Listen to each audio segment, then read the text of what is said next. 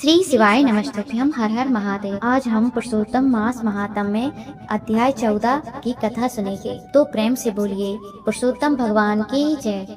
लक्ष्मीपति नारायण भगवान की जय। जी बोले, हे ऋषियों, पूर्व समय में दृढ़धनवा नाम का एक प्रतापी राजा था। एक दिन वह शिकार करते करते घने वन में पहुंच गया। वहां उसने एक वृक्ष पर बैठे तोते के मुख से कुछ अद्भुत वचन सुने। वे वचन साधारण नहीं थे, मानो स्वयं ब्रह्म ज्ञान बोल रहा हो। उन बातों को सुनकर राजा का मन विचलित हो उठा। राजा अनेक विचारों में डूबा हुआ अपनी राजधानी लौट आया, परंतु उसका मन शांत नहीं हुआ।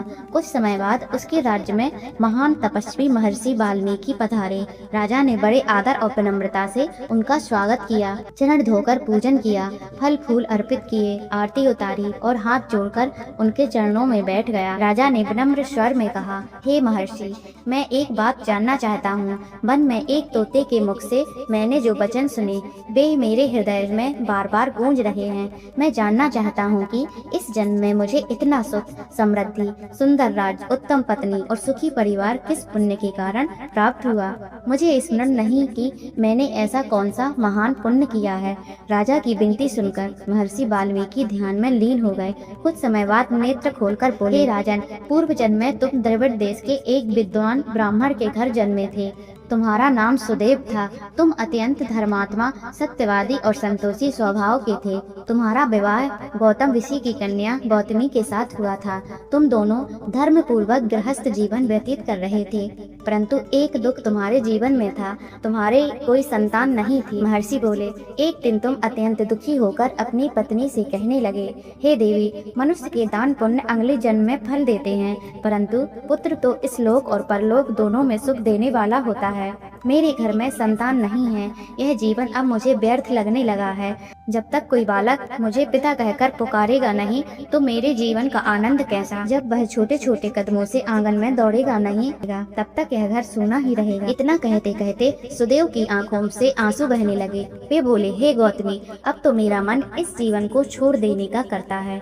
तब उनकी धर्म पत्नी गौतमी ने धैर्य देते हुए कहा, हे स्वामी, ऐसा अधर्म विचार अपने मन में मत लाइए। आत्महत्या महान पाप है। आप भगवान नारायण की शरण में जाइए, सच्चे मन से उनकी आराधना कीजिए। प्रभु अवश्य हमारी मनोकामना पूर्ण करेंगे। पत्नी के वचन सुनकर सुदेव के मन में नया उत्साह जागा। वे पवित्र ताम्रपर्णी नदी के तट पर पहुँचे। वहां स्नान करके भगवान विष्णु का कठोर तप करने लगे। उन्होंने वर्षों तक अन्न और जल का त्याग कर प्रभु का ध्यान किया।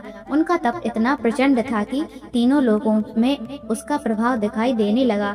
अंततः भक्त की भक्ति से प्रसन्न होकर भगवान श्री हरि गरुड़ पर विराजमान होकर वहां प्रकट हुए। उनके हाथों में शंख, चक्र, गदा और पद्म सुशोभित थे। उनके दिव्य तेज से चारों दिशाएं प्रकाशित हो उठी। जैसे ही सुदेव ने भगवान के दिव्य स्वरूप का दर्शन किया, वे भाव विभोर हो गए, उनके चरणों में गिर पड़े। बार बार प्रणाम करके बोले, प्रभु, आज मेरा जीवन धन्य हो गया। आपके दर्शन से मेरे सारे दुख दूर हो गए। भगवान मुस्कुराए और अपने भक्त को आशीर्वाद देते हुए बोले, हे सुदेव, तुम्हारी तपस्या और श्रद्धा से मैं अत्यंत प्रसन्न हूँ। तुम्हारे घर पर शीघ्र ही तेजस्वी संतान का जन्म होगा। तुम्हारे जीवन के सभी कष्ट समाप्त हो जाएंगे। इतना कहकर भगवान अंतर ध्यान हो गए। हे भक्तों, यही पुरुषोत्तम मास महात्म्य के 14वें अध्याय की पावन कथा पूर्ण होती है। जो भक्त श्रद्धा से इस अध्याय को सुनता है, भगवान उसके जीवन में सुख, शांति और संतान सुख प्रदान करते हैं। जिनके घर में संतान है, उनके बच्चों की रक्षा भगवान स्वयं करते हैं। तो भक्तों, इस कथा को अधिक से अधिक लोगों तक पहुंचाइए, विशेषकर उन दंपतियों तक जो संतान सुख की कामना रखते हैं। पुरुषोत्तम मास अत्यंत दुर्लभ और पुण्यदायी माना गया है। इसमें किया गया जप, तप, दान और स्नान अनेक गुना फल देता है। अगर आपको यह कथा अच्छी लगी हो तो वीडियो को लाइक करके चैनल को सब्सक्राइब अवश्य करें और कमेंट में जरूर लिखें, जय श्री राधे।